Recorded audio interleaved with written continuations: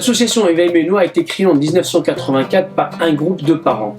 Tout au départ, c'était un objectif, c'était avoir un lieu de culte musulman pour que il y a pas mal de parents, il y a pas mal de familles qui voulaient avoir un lieu de culte pour prier. Et à côté de ça, ils voulaient enseigner leurs enfants les cours d'arabe. Voilà l'origine Donc ils se sont mis en association et au fur et à mesure l'association s'est développée sur plusieurs domaines.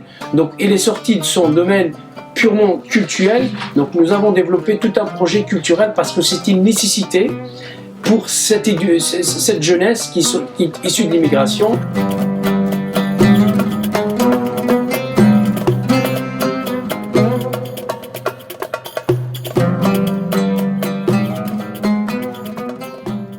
J'ai fait mes études à l'université islamique de Médine. C'est là-bas que j'ai eu brevet, bac et licence en charia. Je suis venu à Strasbourg en 1988, mais à l'éveil, je suis venu à l'éveil fin 89, début 90. Et là, je faisais des prêches de vendredi. Petit à petit, les choses se sont développées. Donc, on a trouvé donc volet culturel et volet culturel concernant les activités de l'association. Donc, au côté culturel, donc c'est moi qui fais les prêches de vendredi, prononcées en arabe et en français, parce que tout le monde a le droit de savoir. Donc là, on tient compte à cela, qu'il y a des francophones qui doivent comprendre ce qui est dit. Et ces prêches de vendredi, je les aborde selon les thèmes qui s'imposent parfois. Il y a une diversité dans les prêches. Parfois, il y a des événements qui se passent au niveau local, au niveau international. Les fidèles ont envie de savoir ce qui se passe, le point de vue religieux de la chose.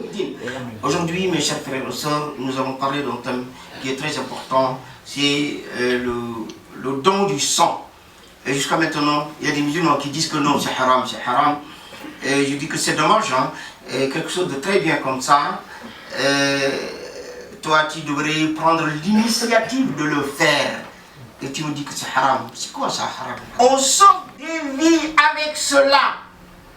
Et quand on sauve une vie, Allah, qu'est-ce qu'il dit dans le Coran? Quiconque donne la vie à une personne, il est comme quelqu'un qui a donné la vie à toute l'humanité. Dans la Sourate Maïda. Il y a des messages d'éducation aussi concernant les jeunes, et des messages aussi pour que les parents puissent assumer leurs responsabilités parentales pour bien éduquer leurs enfants. Des messages justement d'éducation spirituelle pour tout le monde. Côté vivre ensemble aussi, on en parle parce que la religion nous appelle à développer donc cette valeur de respect, respect mutuel entre fidèles, entre les fidèles et les autres aussi. Dans la société là où on vit, on est censé de faire la promotion de vivre ensemble. Et donc, côté religieux, toujours, il y a les baptêmes à célébrer, il y a les mariages à célébrer, il y a les cérémonies de deuil, il y a aussi ce qu'on peut appeler médiation sociale.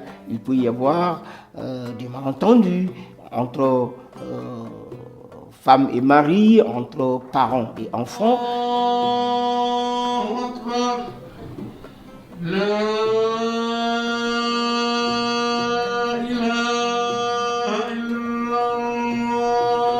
Nous mettons à disposition une salle de pratique de culte à l'association qui est ouverte 24 heures sur 24, donc pour permettre à tous les fidèles de la Méno et d'ailleurs de pratiquer leur culte musulman 5 fois par jour. Au quotidien, une centaine de personnes qui prient tous les jours dans cette association, 300 à 400 personnes au niveau de la prière du vendredi, mais actuellement nous commençons à être un peu à l'étroit au niveau de ces locaux, d'où ce projet-là que nous travaillons depuis un certain nombre d'années, donc de peu près 2 ans dans l'ombre, construire un pôle culturel et culturel au sein de l'association Yves Minot. Je suis très engagé, impliqué aussi dans le cadre du dialogue interreligieux. On fait des rencontres, débats et on vient de réaliser un grand projet ici dans le quartier sur le jardin interreligieux. Et avec des monuments qu'on a construits, avec des écrits qu'on a fait, avec des plantes qu'on a choisi aussi de nos livres saints. Et vraiment, ce jardin, c'est un jardin interreligieux, mais public en même temps. Le visiteur est là pour se promener, pour faire des arrêts, lire, comprendre des choses, faire aussi des discussions, dialogues avec les autres. C'est quelque chose de très important. Il y a toute une activité dans le domaine culturel qui sont développées, qui se sont réparties en 3 pôles. Donc on a tout ce qui est pôle intégration, insertion, on a tout ce qui est pôle citoyenneté, donc un projet citoyenneté que nous développons depuis à peu près une dizaine d'années. Et à côté de ça, donc nous avons un grand pôle avec les enfants, tout ce qui est loisirs jeunes. Donc ce sont des activités qui sont développées par 2 animateurs, Monsieur Faye qui est là depuis un certain nombre d'années avec nous, qui s'occupe de tout ce qui est intégration, insertion et ainsi aussi la question de la citoyenneté. Le projet d'éducation à la citoyenneté. Ce projet, on l'a mené depuis 10 ans. On va fêter le 10e anniversaire qui est né, avec des discussions avec les jeunes, voir ce qui se passe dans le quartier. Parfois, ça brûle d'un côté à l'autre. Et nous, on a dit que nous, en tant que citoyens, est-ce qu'on va se contenter de constater seulement les dégâts ou on a un devoir citoyen qui nous poussera à faire quelque chose? Quelque chose pour calmer les esprits, pour diminuer les dégâts par rapport à ce qui se passe à la fin de l'année ou même dans le cadre un peu plus général tout au long de l'année. Et ce projet est né comme ça, comment participer à mieux vivre ensemble dans le quartier. Et voilà, on a fait des réunions entre nous, on a sollicité des partenaires aussi, en partenariat très efficace. La PAM à l'époque, aujourd'hui, Gypte de la Minou, le centre socio-culturel, et Maison des Potes, il y a des associations dans le quartier, on les a impliquées, et d'autres associations au-delà. Première édition, on a abordé droits et devoirs du citoyen. On a travaillé avec des professionnels. Deuxième année, on a abordé l'éducation à la loi. Après, année d'après, les discriminations et la loi. Et là, on a impliqué même la police, qui était là pour débattre des choses avec les jeunes. Et ça s'est très bien passé. On a abordé aussi, par après, le respect de l'environnement. Et après, on a eu la solidarité et l'échange interculturel. On a travaillé aussi l'euro-citoyenneté, la citoyenneté européenne, et des choses comme ça. On a travaillé aussi l'engagement des jeunes, l'engagement politique et l'engagement social des jeunes, des choses que je ne peux pas détailler, mais on a fait pas mal de choses dans ce cadre-là. Nous avons contribué à plusieurs projets dans le quartier.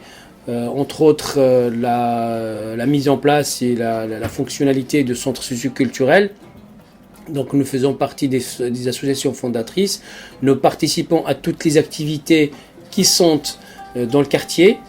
Toutes les manifestations, que ce soit la fête du peuple, la fête de fin d'année, la fête du printemps, le marché aux puces, un peu toutes les activités, nous sommes présents, la fête du parc Schulmeister, et nous développons aussi nos propres activités. Donc depuis maintenant à peu près une dizaine d'années, nous sommes très actifs sur le terrain, et cela grâce au bénévolat de l'association et à ses membres qui sont vraiment très actifs. Donc voilà, le frère Azmi. Donc c'est un frère pour moi. Quand je suis arrivé à l'association, qu'est-ce que j'ai trouvé parmi les gens sur lesquels je peux compter? C'est le frère Azmi. Le frère Azmi, il est là depuis des années 90-91. C'est avec lui qu'on a travaillé tout au début. On a monté l'association, on a monté des projets. Et c'est lui qui a mis toute l'organisation. Les sorties, on a payé. Les sorties, Flachor. Donc, je peux dire que c'est vraiment un pilier de l'association. Pourquoi c'est un pilier? Parce que tout ce qui est cultuel, c'est lui qui s'occupe de ça. Tout ce qui est organisation pour les prières, c'est lui. Tout ce qui est des fêtes du quartier. Il a beaucoup donné, il commence toujours à donner à l'Hajj. Interreligion aussi. Interreligieux, donc il prépare pour les gens tout ce qui est, il rend un service à un certain nombre d'associations, un certain nombre de fidèles. Combien de personnes sont mariées sur tes bras? Les mariages, les mariages, tout ce qui est mariage, tout ce qui est l'aqiqa, tout ce qui est des gens, il nous faut des gens comme lui avec qui on pourrait travailler et s'attendre très très bien avec les jeunes comme avec les personnes âgées. Nous développons un partenariat qui est très très important. Un partenariat qui consiste à travailler avec d'autres associations dans le quartier.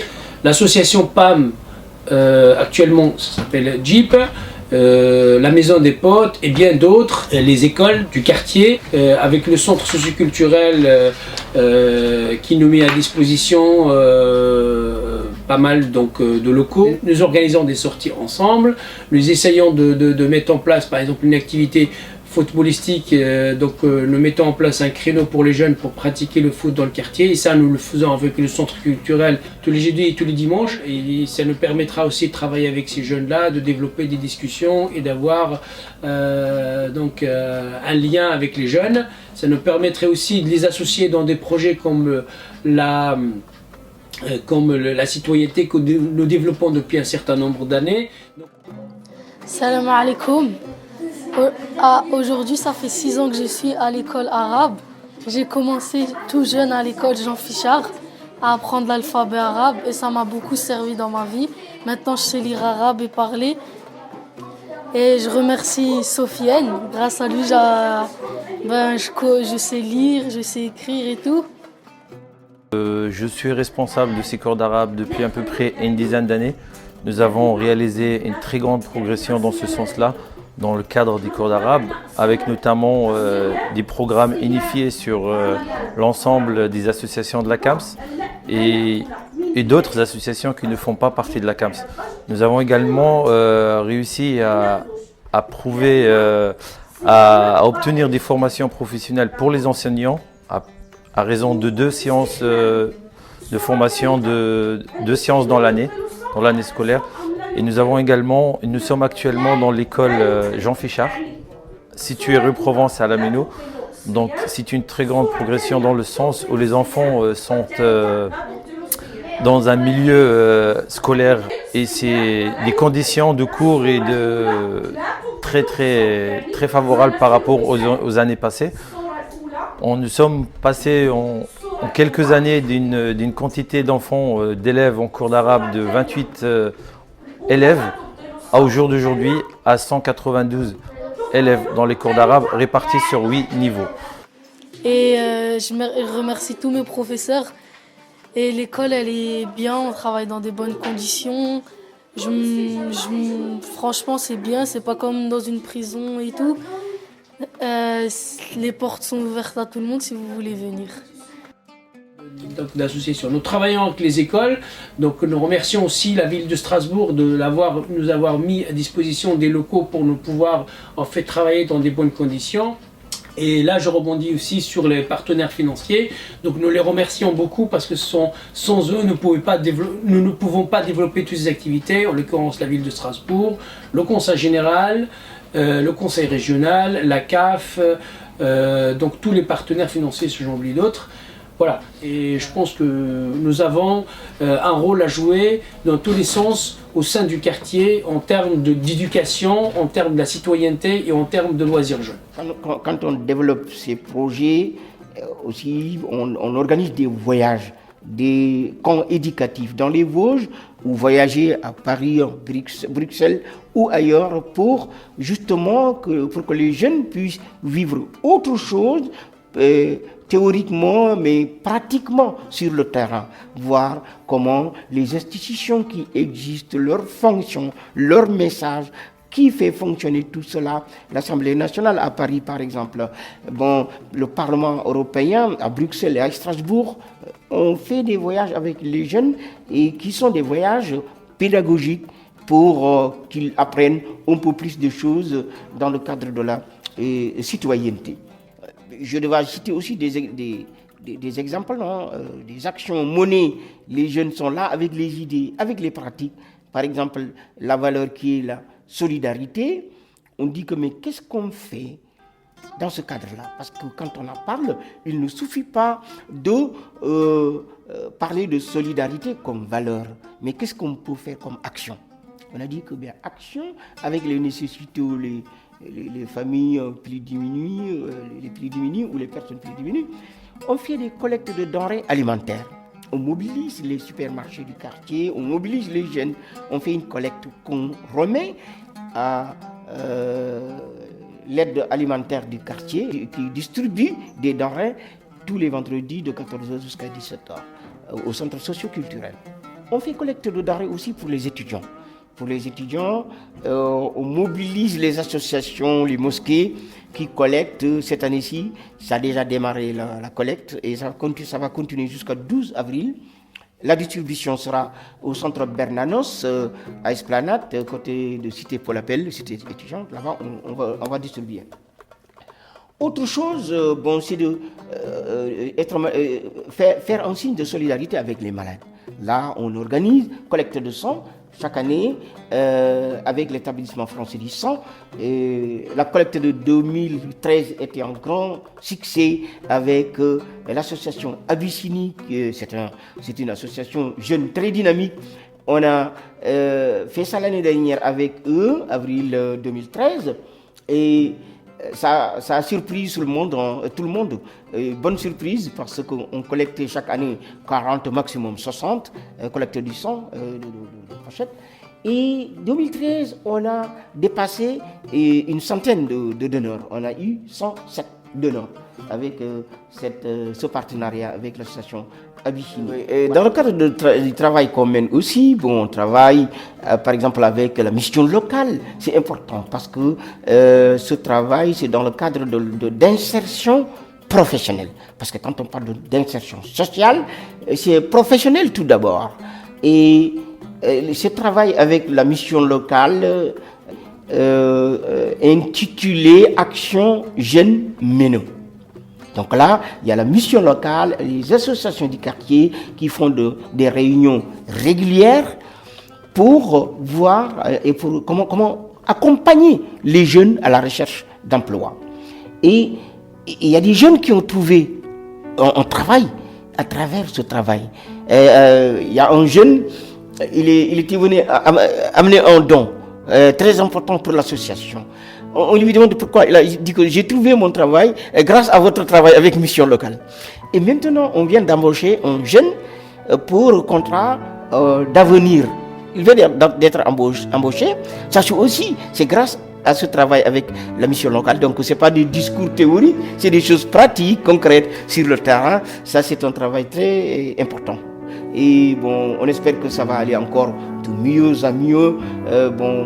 Pour être efficace sur le terrain d'un côté et de l'autre côté pour le mieux vivre ensemble. L'association Éveil Méno ne disparaîtra jamais, Inch'Allah. C'est une association qui a sa place, pleinement sa place dans le quartier, qui a un ancrage vraiment, je dirais, de longue durée. Et il ne pourrait pas avoir la Méno sans Éveil Méno. Ça, c'est quelque chose, pour moi, c'est primordial. Pourquoi? Parce que il y a beaucoup de personnes qui ont travaillé pour cette association. Il y a des gens qui sont plus là et je les remercie tous. De toute façon, je remercie tout le monde qui a contribué de près ou de loin pour cette association. Au contraire, moi j'appelle la nouvelle génération à venir vers l'association pour avoir beaucoup plus d'activités, beaucoup plus de développement au sein d'Éveil Méno. On ne peut pas évoquer la Méno sans Éveil Méno. Voilà.